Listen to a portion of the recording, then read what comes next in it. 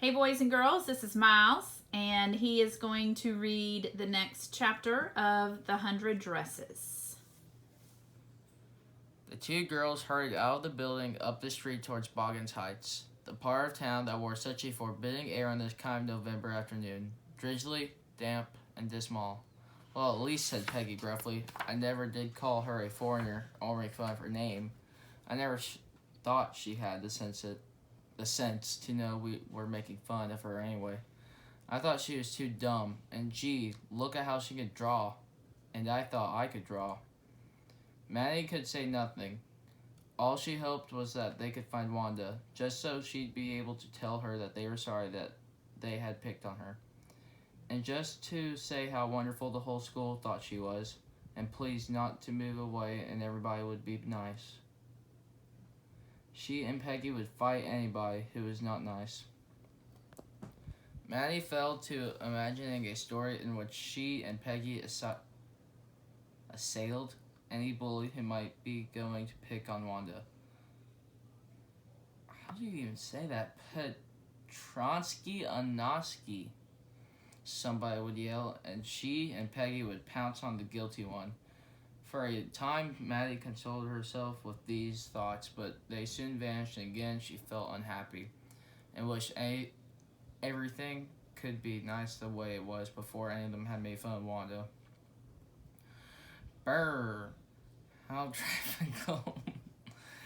dry and cold and cheerless it was up here on the heights. In the summertime, the woods, the summit, and the ferns that grew along the brook on the side of the road were lush and made this a beautiful walk on Sunday afternoons. But now it did not seem beautiful. The brook had shrunk to the merest trickle, and today's drizzle sharpened the outlines of the rusty tin cans, old shoes, and forlorn remnants of a black umbrella in the bed of the brook. Two girls hurried on. They hoped to get to the top of the hill before dark. Otherwise, they were not certain they could find Wanda's house. At last, puffing and panting, they were on the top of the hill. The first house, that rickety one, belonged to old man Svensson. There's the house. So that house belongs to Old Man Svensson. Vincent Svensson. Peggy and Maddie hurried past it almost on tiptoe. Somebody said once that Old Man Svensson, or how do you say it? Svensson? Okay. Svensson had shot a man. Others said nonsense. He's an old good for nothing, wouldn't hurt a flea. But false or not, the girls breathed more freely as they rounded the corner. It was too cold and drizzly for Old Man Vincent to be in his customary chair, tilted against the house, chewing and spitting tobacco juice. Even his dog was nowhere in sight and had not barked at the girls from wherever he might be. I think that's where the Petronskis live, said Maddie, pointing to a little white house with lots of chicken coops at the side of it. Wisps of old grass stuck up there and there, up here and there, along the pathway, like a thin, wet kitten's.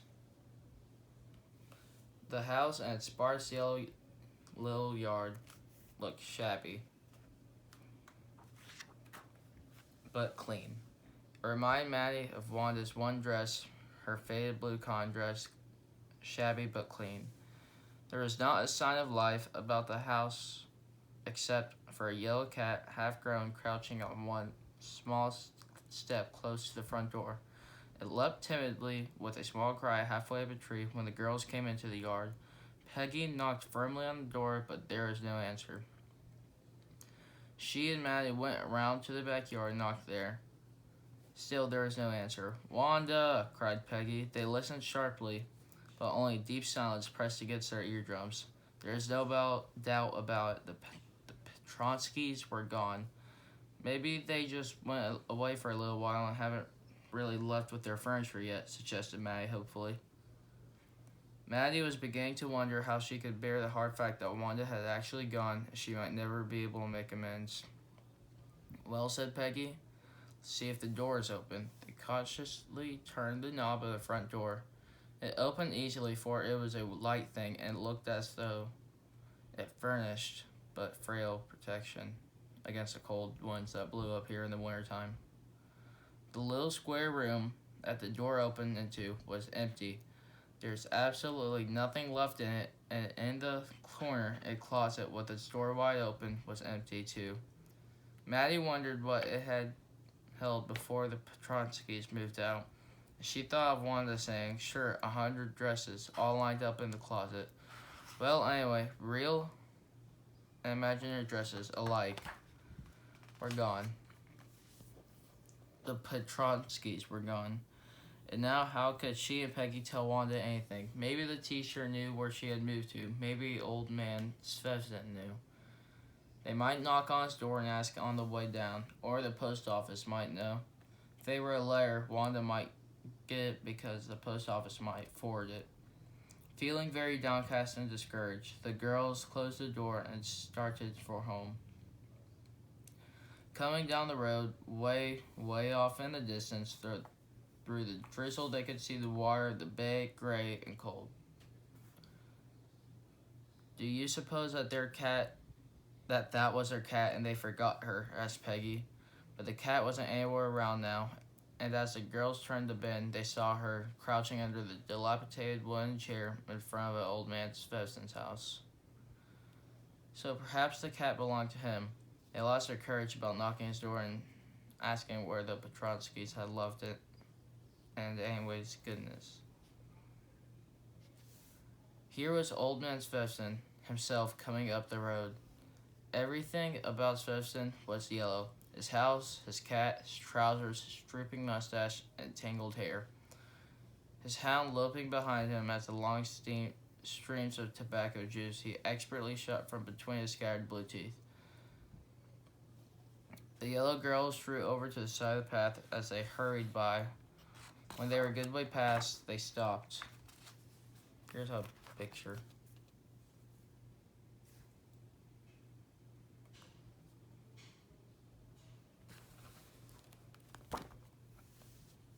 "Hey, Mr. Svensson," yelled Peggy. "When did the Petronskis move?" Old man Svensson turned around but said nothing. Finally, he did answer, but his words were unintelligible.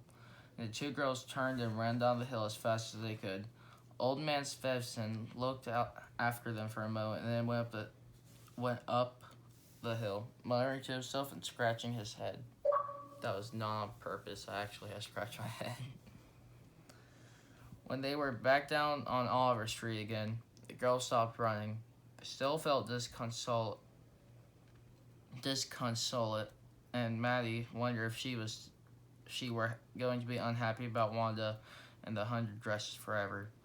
Nothing would ever seem good to her again, because just when she was about to enjoy something, like going for a hike with Peggy, to look for bayberries or sliding down Barley Hill, she'd bump right smack into the thought that she had made Wanda Petronsky move away. "Well, anyway," said Peggy, "she's gone now, so what can we do? Besides, when I was asking her about all of her dresses, she probably wasn't getting good ideas for her drawings. She might not have even have won the contest otherwise." Maddie carefully turned this idea over in her head, for if there was anything in it, she would not have to feel so bad. But that night, she could not go to sleep. She thought about Wanda and her faded blue dress and the little house she had lived in, an old man Svensson living a few steps away, and she thought of the glowing picture of those 100 dresses made, all lined up in the classroom. At last, Maddie sat up in bed and pressed her forehead tight in her hands and really thought. This was the hardest thinking she had ever done. After a long time, she reached an important conclusion. She was never going to stand by and say nothing again. If she had ever heard anybody picking on someone because they were funny looking or because they had strange names, she'd speak up, even if it meant losing Peggy's friendship. She had no way of making things right with Wanda, but from now on she would never make anyone else so unhappy again. Finally, all tired out, Maddie fell asleep. Good for Maddie. That's it. And I hope that you will also be a little bit like Maddie. Decide if you're in a situation that is wrong or is questionable and you just don't feel right about it, then don't have regret later. She decided that she would never stand back and say nothing again. So I hope as you enter middle school and you're faced with different situations that you'll be able to think back and learn the lesson that she wished she had learned earlier.